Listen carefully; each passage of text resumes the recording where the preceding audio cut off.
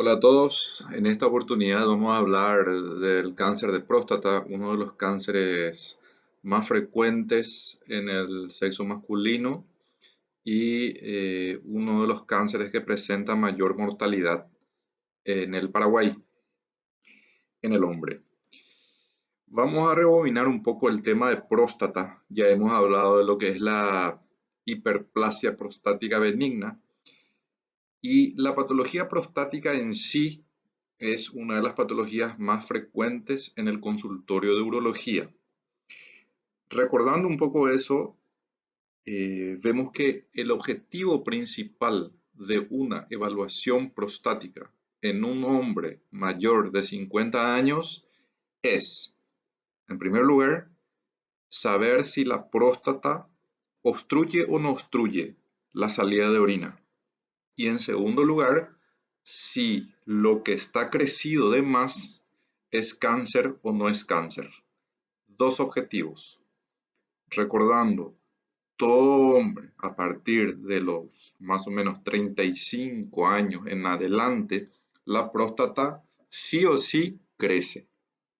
Lo que nosotros iremos viendo con el tiempo es, en primer lugar, si obstruye o no obstruye y en segundo lugar, si es cáncer o no es cáncer. En esta oportunidad vamos a concentrarnos en lo que es el cáncer de próstata. Constituye uno de los temas más importantes y controvertidos de la urología contemporánea. Importante por la frecuencia, controvertido por la diversidad que hay en cuanto a los manejos del cáncer de próstata. Hay distintos tipos de cirugías, distintos tipos de medicamentos, incluso ver cuándo tratar y cuándo no tratar. Hay situaciones del cáncer de próstata que el manejo implica no hacer nada y simplemente controlar a lo largo del tiempo. Nuevamente hablamos de lo que es el tacto rectal y aquí podemos observar claramente por qué es importante un tacto rectal. Al introducir el dedo a través del recto, vemos de que la próstata está en íntimo contacto con el recto, de tal forma que al introducir el dedo y al hacer una pequeña presión hacia anterior, digamos, ahí vamos a estar palpando la próstata, vamos a estar palpando el tamaño de la próstata y vamos a estar palpando la consistencia de la próstata. En cuanto al cáncer de próstata, lo que nos interesa en mayor medida sería la consistencia de la próstata. Una consistencia aumentada de lo normal, eso puede indicar un cáncer de próstata que requeriría una biopsia de próstata. El tacto rectal, al igual que el PSA, nos sirven para diagnosticar el cáncer de próstata, nos sirve para certificar el cáncer de próstata. Sirve para, es un paso previo al diagnóstico. Son indicadores de que pueden haber cáncer de próstata. Sirven para el diagnóstico, pero no diagnostican. Vemos otra vez esta imagen donde se representa la anatomía de la próstata, ¿verdad? Que es un órgano que está por debajo de la vejiga, rodeando a la uretra prostática. En este caso se denomina uretra prostática porque en esa porción uretral atraviesa la próstata. La próstata envuelve la uretra y en su crecimiento la próstata puede obstruir el paso de la orina y ese crecimiento podría o no ser un crecimiento maligno o cáncer de próstata. Es el principal diagnóstico de cáncer en el hombre y la segunda causa de muerte por cáncer en varones de más de 60 años en Estados Unidos. A nivel mundial, el cáncer de próstata es el cuarto en frecuencia en los hombres, con tasas de incidencia y de mortalidad que varían ampliamente entre los diferentes países. Los países asiáticos como Japón y China presentan una de las tasas más bajas de incidencia y mortalidad por cáncer de próstata en el mundo. No se sabe si es por la alimentación, No se sabe si es una cuestión genética regional, pero lo concreto es que epidemiológicamente los asiáticos tienen menos tasa de cáncer de próstata. Con el advenimiento del PSA, el antígeno prostático específico, que es el análisis de sangre, aumentó la incidencia de la enfermedad locorregional con el consecuente descenso de la enfermedad metastásica. Se llega ya bastante temprano al diagnóstico de cáncer de próstata gracias a este análisis que surge en la década de los 80. Hoy en día el screening y el tratamiento intensivo son responsables de la disminución de la mortalidad de cáncer de próstata. Hablemos un poco de la herencia. El cáncer de próstata es sumamente hereditario, tiene una alta carga hereditaria. Siempre hay que evaluar si hay algún familiar de primer grado, papá con cáncer de próstata, tío con cáncer de próstata, abuelo con cáncer de próstata. Un paciente con familiar de primer grado tiene el riesgo duplicado de cáncer de próstata. Si tuviese 2 o 3 familiares de primer grado, el riesgo aumenta de 5 a 11 veces. En caso de 2 familiares, 5 veces. En caso de 3 familiares, tiene 11 veces más posibilidades de padecer cáncer de próstata. La herencia es autosómica dominante.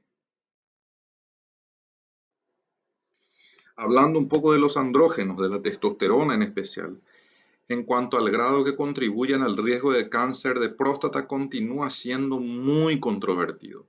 Resulta que la testosterona es una hormona que estimula en sí el cáncer de próstata y en ciertas ocasiones, estimula a la próstata.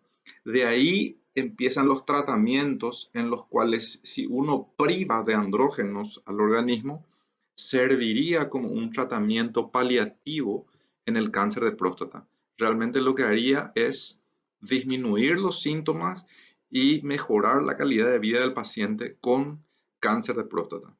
Ahora bien, ¿por qué controvertido? ¿Controvertido por qué? Porque un paciente, vamos a suponer que se opera el cáncer de próstata y termina curado.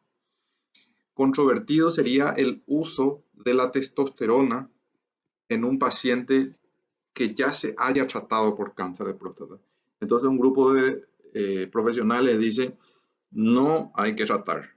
De hecho que según el prospecto generalmente de la testosterona está contraindicado al paciente con antecedentes de cáncer de próstata. Pero actualmente cada vez se está desechando más este concepto y con mucha confianza en pacientes con antecedentes de cáncer de próstata se está utilizando nuevamente la testosterona. Pero ojo, controvertido. Un grupo de profesionales opina de una forma, un grupo de profesionales opina de otra forma. Hay estudios que demuestran una cosa, estudios que demuestran otra cosa. Pero en los últimos años lo que más está habiendo es estudios que demuestran que no, no afecta allá a un paciente con antecedentes de cáncer de próstata. En cuanto a la dieta, existe la hipótesis de que aumentan el riesgo de cáncer de próstata. En un momento dado se hablaba de las carnes que aumentaba el riesgo de cáncer de próstata. En los últimos años se desechó un poco ese criterio, la ingesta de grasas. Acá lo que hay que saber es de que tiene influencia o podría tener influencia la dieta. La dieta en la posibilidad de cáncer de próstata, pero lo que más influye es la herencia. Eso es lo que hay que sacar de esto. Están los factores dietéticos que disminuyen el riesgo. Por ejemplo, un componente carotenoide presente en el tomate que se llama licopeno, el selenio, la vitamina E, básicamente antioxidantes, el té verde, la proteína de soja. Y por otro lado está la actividad sexual, el tabaquismo, la altura, el consumo de alcohol. Dice, no se logró demostrar que sean factores de riesgo. Y en cuanto a la actividad sexual, es también bastante controversial, ¿verdad? Hay un estudio bastante simbólico, anecdótico en los últimos tiempos de que habla de que a mayor actividad sexual, menor posibilidad de cáncer de próstata y utilizó un número específico. Decía el estudio que una persona que tenga 21 eyaculaciones en el mes a lo largo de los años tiene significativamente menor posibilidad de cáncer de próstata, dice el estudio. Y bueno, es un estudio bastante anecdótico, ¿verdad? Por la cantidad de veces que habla y como es algo bastante complicado de llevar a cabo a lo largo de los años, entonces termina siendo bastante controversial. Así como previamente hay estudios que dicen que no hay relación, por eso hablamos de la controversia, es bastante controvertido. La historia clínica, ojo, la historia clínica contribuye poco para el diagnóstico de cáncer de próstata en estadios iniciales. A ver, historia clínica refiriéndonos a la parte sintomática, pero la historia clínica refiriéndonos a los antecedentes familiares sí que influyen. Ojo acá. Cuando a uno le preguntan, a ver, cuando estamos recordando la detección precoz del cáncer de próstata en el mes de noviembre, que denominamos nosotros noviembre azul, lo primero que nos preguntan cuando damos charlas o cuando viene un periodista a entrevistarte es cuáles son los síntomas que hacen de que una persona deba consultar por cáncer de próstata. Entonces, lo que debemos decir es de que el síntoma de cáncer de próstata es que no hay síntomas, no existen síntomas. Si aparecen síntomas ya probablemente es tarde. La mayor parte de los cánceres de próstata está localizado en la zona periférica de la próstata, en un 70%. Solamente después de un largo periodo de evolución, los tumores presentan síntomas del tracto urinario inferior. Generalmente, a ver, cuando uno lee, cuando uno escucha, habla de cuando uno orina muchas veces, cuando uno orina sangre, cuando uno le cuesta orinar, es donde debe consultar para evitar el cáncer de próstata. Eso es lo que uno escucha. Pero realmente todos esos son síntomas del crecimiento prostático. De un paciente con un crecimiento benigno, todos esos son síntomas. Entonces, serían síntomas de patología prostática, pero no necesariamente cáncer de próstata. El cáncer de próstata en sí es lo mismo. El síntoma que va a aparecer es lo mismo que un crecimiento benigno. Y cuando da síntomas es tarde en cuanto al cáncer de próstata. De este modo, se debe dar énfasis al diagnóstico precoz de los tumores de próstata, fase en que generalmente son asintomáticos y sumamente curables. El cáncer de próstata es uno de los cánceres más curables que hay y más lentos en avanzar. Un paciente que tenga un cáncer de próstata avanzado, incurable, probablemente tiene una evolución de la enfermedad como un mínimo de 5 años. O sea, todo ese tiempo hubo posibilidades de diagnóstico precoz y probablemente nunca se controló. Hablo de la generalidad, no de todos los casos. Evidentemente hay excepciones en donde el cáncer es bastante agresivo y mucho más rápido, pero son excepciones. En cuanto al diagnóstico, se recomienda la consulta anual para diagnóstico precoz de cáncer de próstata en pacientes A con más de 50 años y una expectativa de vida de 10 años. Esto les voy a hablar en breve. O B con más de 40 años en caso de historia familiar de primer grado de cáncer de próstata o pacientes de raza negra. Entonces, todo hombre a partir de los 50 años debe hacerse un control de diagnóstico precoz de cáncer de próstata. Pero si tuviese un familiar de primer grado con antecedente de cáncer de próstata, ese chequeo debería ser a partir de los 40 años. Y ojo que hablamos de diagnóstico precoz de cáncer de próstata, no de prevención. La prevención es bastante compleja, porque si tiene una alta carga genética, prácticamente eso está en los genes y en algún momento va a manifestarse. Por eso lo que pregonamos generalmente es el diagnóstico precoz, básicamente. No es lo mismo que el cáncer de pulmón, que podés evitarlo prácticamente si en alto porcentaje no fumando. Y si fumás, tenés mucho más posibilidades de cáncer de pulmón. En el caso de cáncer de próstata, no es que si comes algo, dejas de comer algo, tenés muchas más posibilidades de tener. Es básicamente genético. En cuanto a la expectativa de vida de 10 años, se refiere lo siguiente. Un paciente que tenga 50 años, con antecedente de ACV, encamado, vamos a suponer, no es lo frecuente, ¿verdad? Pero estoy exagerando un poco. Encamado, que no habla, que no se mueve.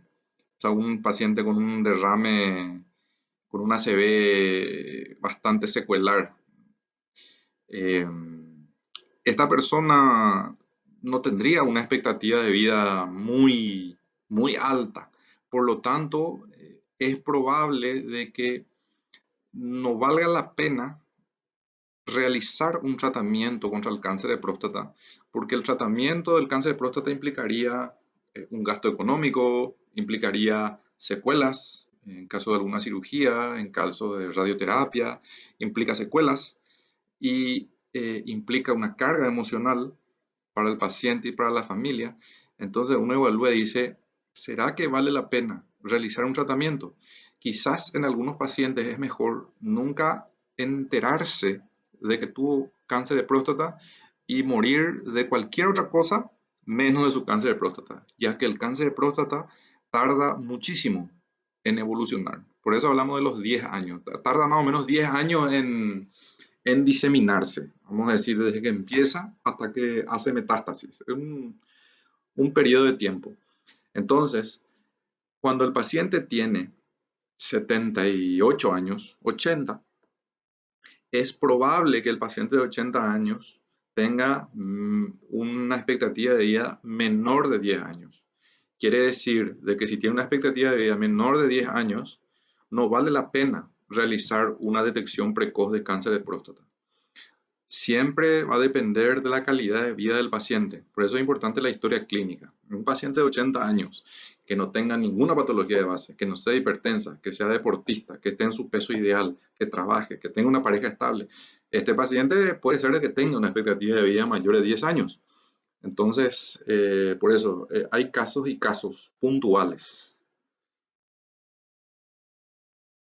El PSA total que se mide en sangre y en ciertas ocasiones el PSA libre. Creo que hay una diapositiva más adelante que habla de cuándo pedir. El tacto rectal es muy importante. ¿Por qué? Porque hay ciertos tipos de cánceres de próstata que no elevan PSA, pero que se induran. Entonces, a través del tacto rectal se puede palpar una induración. Eso puede llevar a una biopsia prostática y eso puede llevar a un diagnóstico de cáncer de próstata teniendo el PSA normal. La biopsia de próstata con aguja, dirigido bajo pantalla ecográfica según sea el caso. Siempre la biopsia de próstata está recomendado hacer dirigido bajo pantalla ecográfica, biopsia prostática ecodirigida. Existen otros métodos de detección o de lesiones sugerentes de cáncer de próstata como son la resonancia magnética multiparamétrica, que es uno de los estudios que surgió en los últimos años, cuando hay duda de si se va a pedir o no se va a pedir biopsia, o bien cuando se pidió la biopsia y viene un estudio normal, pero sigue elevándose el PSA, sigue creciendo la sospecha de cáncer de próstata, entonces podemos solicitar una resonancia magnética multiparamétrica de la próstata. Existe también un estudio de una orina que se denomina PSA3, que aquí se utiliza realmente muy poco, pero en el mundo se está dejando también de utilizar el PSA3. Son otros estudios que pueden colaborar en el diagnóstico, pero básicamente los pilares son el PSA, el tacto rectal y la biopsia prostática. El examen digital o el tacto rectal es uno de los dos principales métodos para el diagnóstico de cáncer de próstata. Aisladamente tiene limitaciones. Quiere decir de que solamente el tacto rectal no nos da mucho. Deberíamos juntar los antecedentes familiares, el PSA, el tacto rectal, quizás algún otro estudio. Entonces ahí podríamos llegar a algún diagnóstico posteriormente. Asociado al PSA, el examen digital es un arma importante para la indicación de biopsia de próstata. El examen digital siempre es recomendado porque aproximadamente 25% de los pacientes con cáncer de próstata presentan niveles de PSA por debajo de 4. Eso quiere decir valores normales de PSA. Por eso es la importancia del tacto rectal. El PSA es el marcador sérico de mayor utilidad en el diagnóstico, pronóstico y monitoreo del tratamiento del cáncer de próstata. Este PSA pertenece a la familia de las serinas proteasas con un peso aproximadamente de 34 kilodalton y se produce en los acinos prostáticos, secretado en concentraciones elevadas en el líquido seminal. El PSA principalmente se encuentra en el semen, ojo, donde interviene en la licuefacción del coágulo seminal. La vida media del PSA es de 3 días. Existen diferentes isoformas moleculares del PSA, el libre y el unido a proteínas. Es importante ver la vida media del PSA porque, por ejemplo, un paciente que fue sometido a un tacto rectal, esta estimulación producida por el tacto rectal eleva el PSA transitoriamente. Una buena medición del PSA podría ser desde 3 días en adelante, posteriormente a esta estimulación, teniendo en cuenta esta vida media del PSA. Se supone que a los 3 días existe el PSA totalmente renovado y estaría con valores normales. A ver, ¿qué era que quería aclararles aquí? Bueno, que el PSA se encuentra en semen, pero se ha visto también posteriormente que hay en sangre y que ante un cáncer de próstata en un gran porcentaje se eleva. Lo que nosotros medimos realmente es en sangre, pero su función es en el semen. El punto de corte es 4 nanogramos por mililitro. Todo lo que sea menos de 4, el valor del PSA se lo cataloga como normal. Esto es importante. Inflamaciones de la glándula prostática, retención urinaria, biopsia prostática, masaje prostático o tacto rectal pueden incrementar el nivel del PSA. No solamente el cáncer, el PSA es próstata específico, pero no es cáncer específico. Hay elevaciones de PSA que no necesariamente son cáncer. Existe un índice que resulta de dividir los valores obtenidos de PSA libre sobre el PSA total. Si es superior a 0,25, aleja la posibilidad de existencia de un cáncer, y si es inferior a 0,15, la biopsia es mandatoria. Hay una diapositiva que va a aclararnos esto. Los valores de PSA varían con la edad, la raza y el volumen prostático. Generalmente a mayor volumen prostático tiende a haber una mayor producción de PSA, por eso puede confundirnos. En una próstata muy voluminosa podemos tener un PSA total un poco elevado que no signifique cáncer. Acá está lo que les decía, que no es específico del cáncer, pudiendo estar elevado en otras enfermedades.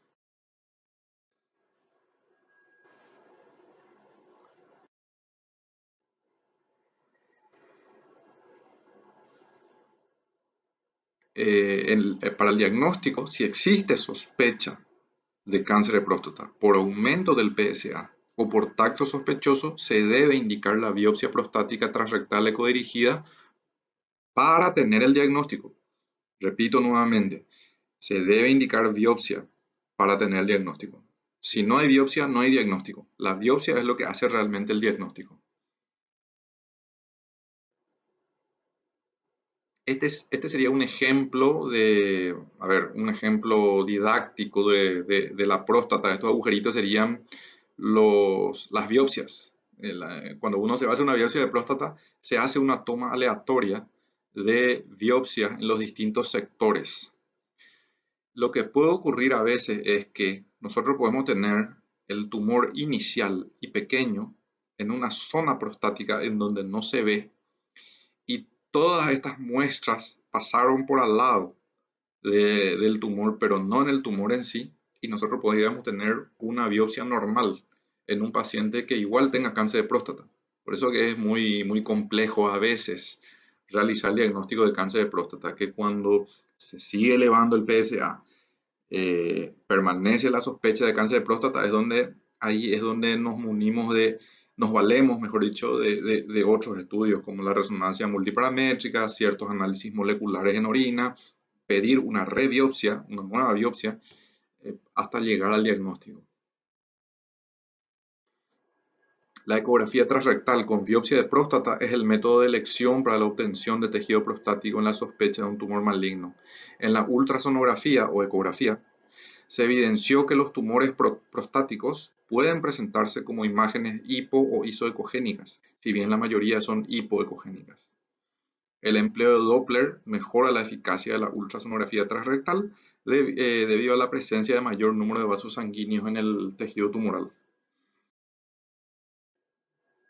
El diagnóstico de cáncer de próstata es histológico. Los métodos de imágenes son complementarios. Acá está, esto es lo que deben saber y recontra saber. ¿Cuándo hacemos biopsia de próstata? Indicación de biopsia de próstata. Opción 1, ante un nódulo palpable en un tacto rectal. Opción 2, PSA total mayor a 10.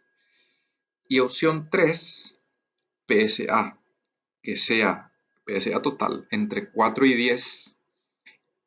Y en estos pacientes que sea el PSA total entre 4 y 10, ahí es donde se debe hacer el cálculo de la división entre PSA libre sobre PSA total, que si es menor a 0,15, a este paciente debe hacerse una biopsia de próstata.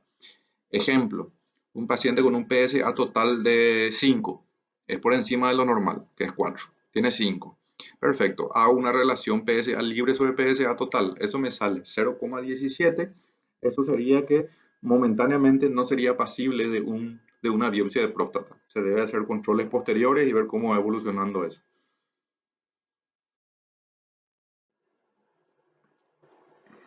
Esto pasamos. Esto sería una imagen, esto sería el ecógrafo, el transductor transrectal.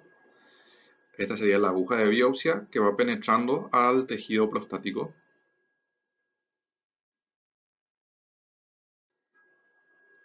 Con biopsia positiva para cáncer de próstata, el patólogo informará el tipo histológico y el grado histológico, o se denomina score de Gleason. A mayor Gleason, mayor sería mayor gravedad. El adenocarcinoma, el tipo histológico de adenocarcinoma representa más del 95% de los tumores malignos de próstata. El 5% restante serían carcinomas de células transicionales, carcinomas neuroendocrinos o sarcomas. En cuanto al score de Gleason, para asignar el grado a un tumor, se tienen dos valores. Un grado primario al patrón de cáncer que se observa con mayor frecuencia, y un grado secundario, el patrón que se observa en segundo lugar. Los grados se puntúan del 1 al 5 y se compara lo que puntuó el patrón histológico más frecuente más más la numeración asignada al segundo patrón histológico en cuanto a frecuencia. Y eso sumado da el puntaje de Gleason total. Por ejemplo, se asigna el Gleason 4 como más frecuente y en segundo lugar el Gleason 5. O pongamos el ejemplo, mejor dicho, 3. El patrón más frecuente es un Gleason 3. Y en segundo lugar, el Gleason 4. Sumado los dos da 7. Quiere decir que tiene un score de Gleason total 7, 3 más 4. Así informa. 3 sería el de mayor frecuencia y 4 el de menor frecuencia. A mayor Gleason, mayor gravedad. Un Gleason 7, 3 más 4 sería mejor que un Gleason 7, 4 más 3. ¿Verdad? Porque el patrón de mayor frecuencia sería de mayor Gleason en este segundo caso. Por lo tanto, es mejor tener un 3 más 4 que un 4 más 3. Es un tema muy anatomopatológico. El patólogo nos va a informar de esto. Lo que ustedes deben saber es de que A mayor Gleason, mayor gravedad.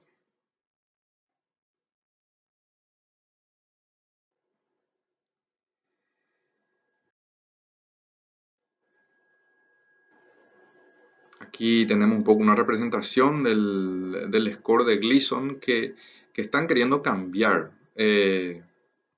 Están queriendo hacer otro score del 1 al 5 para resumir esto de que es 3 más 4, que es 4 más 3 o que es 4 más 4, porque de repente puede resultar un poco confuso. Entonces están queriendo agrupar simplemente del 1 al 5 y punto. La mayoría de los pacientes con cáncer de próstata en etapa temprana son asintomáticos. No me voy a cansarnos de decir esto. Mediante el tacto rectal se detecta desde un pequeño nódulo delimitado a una induración difusa de la próstata que puede afectar a uno o ambos lóbulos, aún invadir los tejidos periprostáticos, lo que imposibilita delimitar la glándula en el tacto, o extenderse a las vesículas seminales, lo que se palpará como cuernos indurados en su borde superior. Todo esto puede llegar a detectarse con el simple tacto rectal. Puede evidenciarse también por síntomas de obstrucción infravesical, ya sería algo más avanzado, o síntomas del vaciado de la vejiga, disuria, chorro fino, débil o entrecortado, que más bien esto es por la obstrucción del crecimiento, acompañado por otros síntomas que manifiestan alteraciones del llenado de la vejiga, poliaquiuria diurna, nocturna, imperiosidad e incontinencia. Cuando el tumor invade el piso de la vejiga, infiltra y obstruye los uréteres, provocando una dilatación del árbol urinario. El árbol urinario alto, produciendo una ureterohidronefrosis que llevará a la anulación de las unidades renales con insuficiencia renal crónica progresiva. Ojo, si podemos tener una hidronefrosis bilateral en caso de una obstrucción urinaria baja por crecimiento prostático, la próstata está por debajo de la vejiga, y eso puede llegar a producir una hidronefrosis bilateral, porque la obstrucción está abajo. Se van a dilatar los dos riñones. Si hablásemos de un cáncer de próstata que va infiltrando el piso de la vejiga y va infiltrando uno de los meatos ureterales, vamos a tener una ureterohidronefrosis unilateral por infiltración del cáncer de próstata. Esto es medio complejo, pero una vez que se entiende es muy fácil. Es una cuestión de a qué nivel está la obstrucción y punto. La enfermedad metastásica tiene predilección por los huesos. Puede causar dolor óseo y compromiso obstructivo del canal medular, más frecuente en la consulta en la columna dorso-lumbar. Puede manifestarse como parestesias, paresias, plejías. No son infrecuentes las metástasis en el sistema ganglionar, pulmón e hígado. Generalmente ante un diagnóstico de cáncer de próstata lo primero que buscamos es cómo están los huesos, cómo está el pulmón, cómo está el hígado, que son los lugares predilectos para metástasis. Y después están los pacientes que te vienen a consultar por un dolor de huesos, dolor en la columna, o porque tose con sangre. Y uno hace los estudios, ve imágenes de metástasis, y al ver metástasis en estos lugares, lo primero que se busca es próstata. El mismo, pero al revés se va buscando. El paciente que consultó por ya la metástasis. Cuando el cáncer de próstata se manifiesta con síntomas, generalmente ya no es curable. Generalmente. Una vez realizado el diagnóstico de cáncer de próstata, debemos constatar si se trata de un tumor confinado a la glándula o no. Como cualquier cáncer, se estadifica.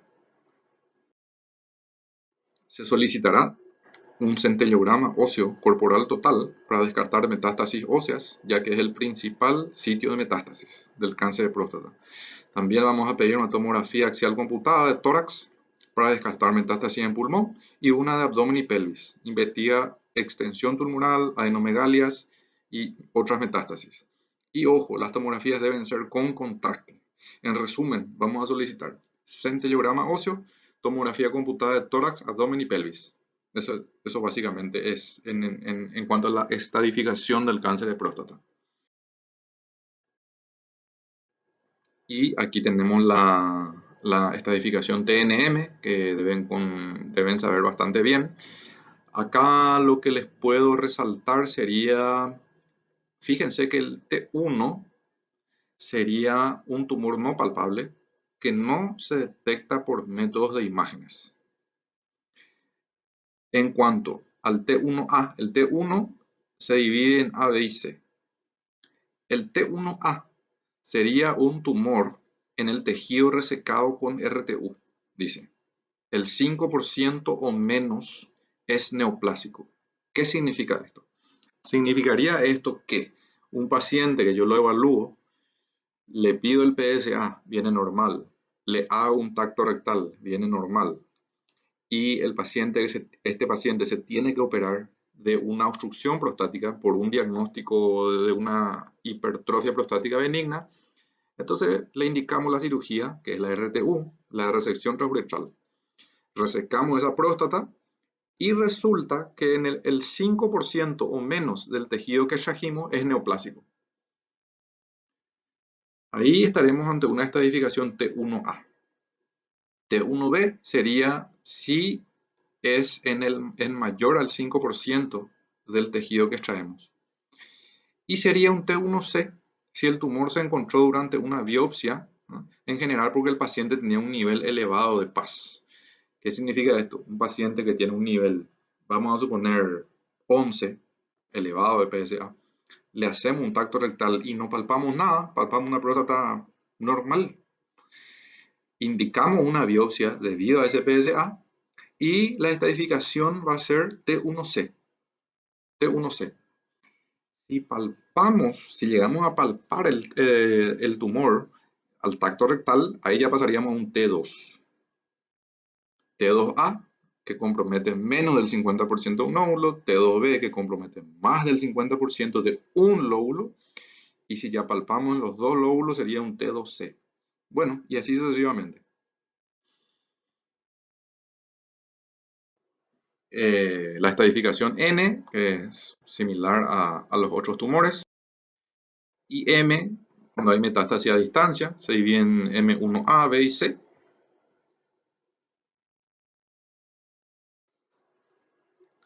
Podríamos clasificar, una vez que tenemos el diagnóstico de cáncer de próstata, que tenemos todos los datos de cáncer de próstata, tenemos una clasificación de D'Amico que se hace para establecer el pronóstico. Tenemos lo de riesgo bajo, lo de riesgo intermedio y lo de riesgo alto. El paciente de riesgo bajo tiene altísimas probabilidades de curación. El riesgo intermedio, sería ahí el de riesgo alto, tiene pocas posibilidades de curación en base a los datos que tengamos. Si tenemos una estadificación T1 hasta T2A, más un Gleason de 2 a 6, más un PSA menor de 10, sería un riesgo bajo. Sería un paciente que estaría catalogado o para hacer un control activo, digamos no hacer nada y ir controlando a lo largo del tiempo, o bien si decide operarse, tiene prácticamente seguro la curación, prácticamente segura la curación. Un riesgo intermedio sería un T2B o T3A, un Gleason 7 y un PSA de 10 a 20, y ya un riesgo alto, mayor a T3B, un Gleason mayor que 7, un PSA mayor de 20, ya sería un paciente altamente probable metastásico. En cuanto al tratamiento, podríamos tener el cáncer de próstata clínicamente localizado, un cáncer de próstata que está inicial y solamente en próstata. Podría valorarse la observación, controlar a lo largo del tiempo, o pasar a la prostatectomía radical, la cirugía radical de próstata, extraer la próstata por completo. Recordemos aquí que en la hipertrofia prostática benigna no se extraía la próstata, se hacía una adenomectomía prostática. Sin embargo, en el cáncer de próstata sí hablamos de una prostatectomía radical. Esta podría ser por vía abierta, podría ser por vía laparoscópica o podría ser por vía robótica. También podríamos recurrir a la radioterapia externa, que se puede utilizar como un tratamiento. En vez de una cirugía, se puede recurrir a la radioterapia, que en teoría tiene fines también curativos, o un paciente que no se quiera operar o que tenga muchísimos riesgos operatorios, entonces se puede recurrir a la radioterapia externa, o bien como un coadyuvante a la cirugía. Un paciente que se haya operado y posteriormente puede recibir algunas sesiones de rayos, dependiendo de la anatomía patológica que venga en la pieza quirúrgica. Una de las opciones de tratamiento también es la braquiterapia y otros tipos de tratamiento como ultrasonido de alta frecuencia, crioterapia, etcétera. Pero los tratamientos por excelencia curativos son la prostatectomía radical, cualquiera sea su vía, en primer lugar. Y en segundo lugar, la radioterapia externa. Un paciente con cáncer de próstata clínicamente avanzado o metastásico ya no es curable, ya es para un tratamiento paliativo, y es ahí donde se recurre al bloqueo androgénico completo o intermitente. Sería el establecer algún mecanismo de que la testosterona no tenga función, o disminuir la testosterona, bloquear la testosterona, o hacer de que esa testosterona no ejerza su función en la próstata y en ningún lado. Eso puede ser a través de un tratamiento médico con medicación o un tratamiento quirúrgico que sería la orquiectomía, la extracción de los dos testículos, ¿verdad? Porque los testículos son la principal fábrica de testosterona. Y esto es lo que se llama castración, ¿no? Se llama la castración quirúrgica cuando se extraen los dos testículos, o la castración médica cuando le suministramos medicación que hace que la testosterona no ejerza ninguna función.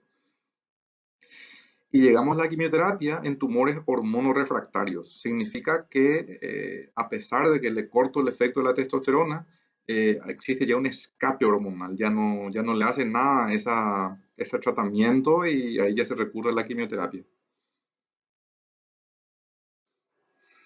En cuanto al tratamiento quirúrgico, el tratamiento quirúrgico para los pacientes en estadio T3 no se acepta ampliamente, dada su posibilidad de realizar una exéresis incompleta del tumor primario, además de la incidencia elevada de metástasis a ganglios linfáticos.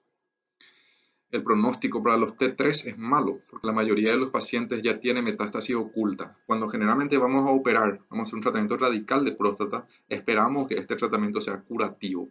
Si ya no va a ser curativo, de repente ahí es donde está discutido, ¿operamos o no operamos? La supresión androgénica neoadyuvante no afecta la tasa de recurrencia a largo plazo en pacientes en estadio T3. Complicaciones del tratamiento quirúrgico del cáncer de próstata: hemorragia, lesión del nervio obturador, lesión del recto, lesión del uréter.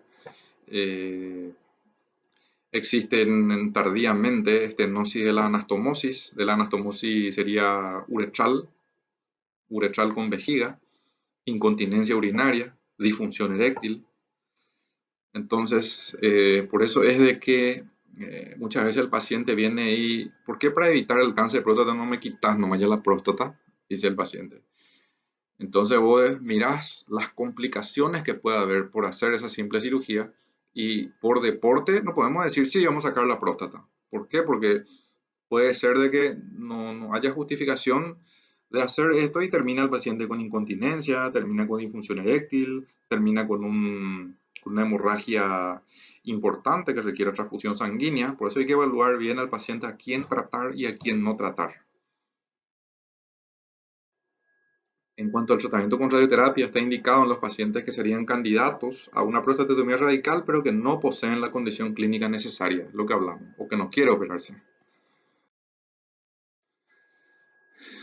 Hay que recordar de que el 30% de los varones tendrán cáncer de próstata si sumamos todos los hombres, desde que nacen hasta que se mueren, hasta el que se muere hasta los 90, 95 años, el 30% va a tener cáncer de próstata.